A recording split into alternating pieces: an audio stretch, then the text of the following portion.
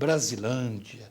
Dom Milton, para entender um pouco sobre a sua vocação. Tem uma vocação de uma vida normal. Saiu de uma família católica praticante.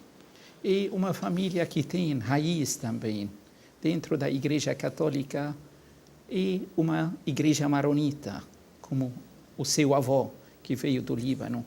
Tinha uma influência já dentro da casa, na raiz do seu avô do Líbano? Olha, na nossa casa sempre foi muito grande, muito viva essa consciência de que nós somos libaneses. Isso meu avô transmitiu, mas isso transmitiu com muita dignidade, como um atributo, uma qualidade, né? Agora, eu não conheci meu avô. Aliás, meu avô faleceu quando eu tinha 5 anos e meio. Quer dizer, as lembranças que eu tenho do meu avô são muito vagas. Eu conheci, mas assim, não convivemos. Então, eu não posso dizer assim, eu só posso dizer que ele, ali com a minha avó, com os filhos, transmitiu um grande amor pelo Líbano. Agora, eu só fui tomar consciência, conhecer, né, a igreja maronita, a nossa igreja maronita, já na minha adolescência. Nós tínhamos uma conhecida da família Chueire, era uma senhora que morava ali em Jaboticabal, né?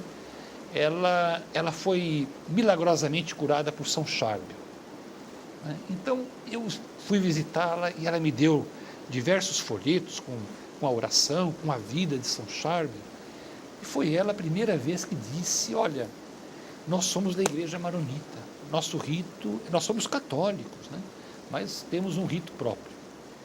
E foi então, a partir dali, que eu me interessei por conhecer, né, me aproximar, né, da igreja maronita, né? Esse foi um primeiro contato. Um segundo contato com a igreja maronita, quando eu estava em Roma, entre 95 e 97, eu morava no Colégio Pio Brasileiro, passou por lá o Dom José Mafuz, que foi participar do sínodo da Igreja do Líbano.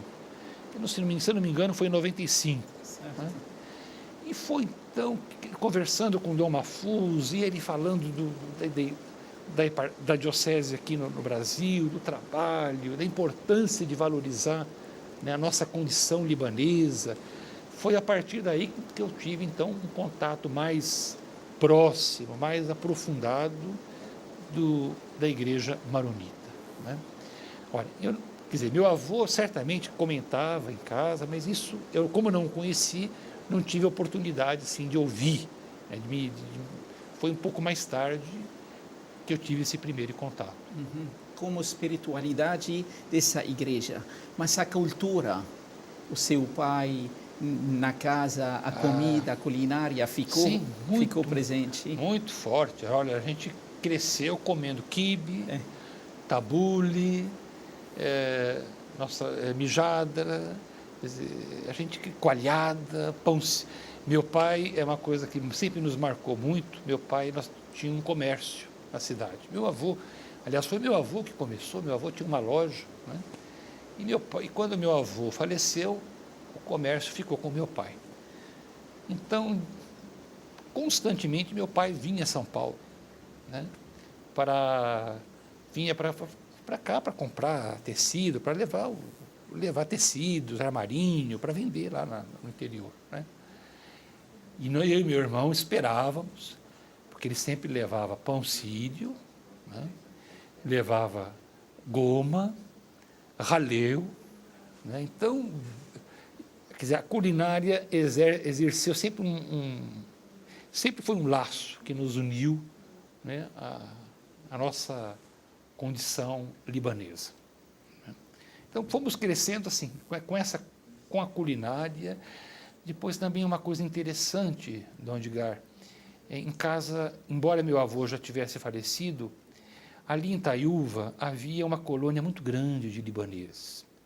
Haviam 10 famílias libanesas, né? E era muito normal, e essas famílias eram muito próximas, né? Família Sader, família Haadi, família Baclini, família Kenan, família Amin, né? E outras famílias que agora me fogem, família Shueiri, né?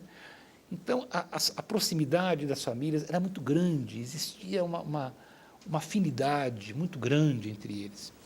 E mesmo meu avô tendo falecido, os nossos patrícios frequentavam muito nossa casa, né?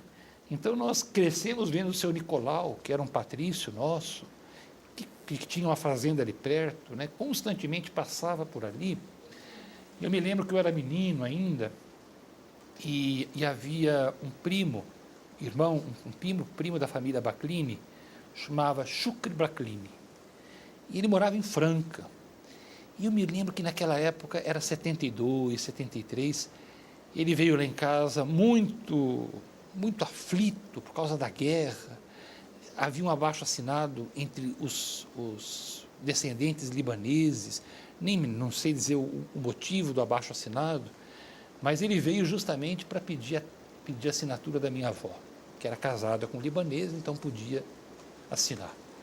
E ele contava histórias lindas do Líbano. Ele voltou jovem, moço do Líbano, então contava histórias lindas do Líbano, né? Então, esse contato com os libaneses, né, com os patrícios, né, com a cozinha árabe, né, isso sempre, e depois, mais tarde, com a fé, né, com os santos libaneses, né? Depois talvez a gente pudesse falar um pouquinho sobre isso, né, a importância dos santos libaneses. Né? E se incentivou o senhor para visitar o Líbano, conhecer esse país dos pais? Eu tinha um desejo muito grande de conhecer o Líbano, muito grande. E não é só um desejo meu, acho que é um desejo em casa. Meu irmão, por exemplo, é muito ligado ao Líbano, né? E os tios também, né? Então, eu tinha um desejo muito grande de conhecer o Líbano, conhecer aonde meu avô nasceu, de onde ele partiu, de onde ele veio, né? Porque os patrícios diziam muito do Shibani. Né? Falavam, olha, aqueles que iam ao Líbano diziam, olha, passei lá, fui a Shibani, conheço a casa do seu avô, né? Conheço a família do seu avô, né? Bem, então, isso tudo acalentou assim, muito forte o desejo de conhecer o Líbano. Vamos falar no segundo bloco do programa sobre a viagem do senhor ao Líbano, o primeiro contato que você tinha com a sua família.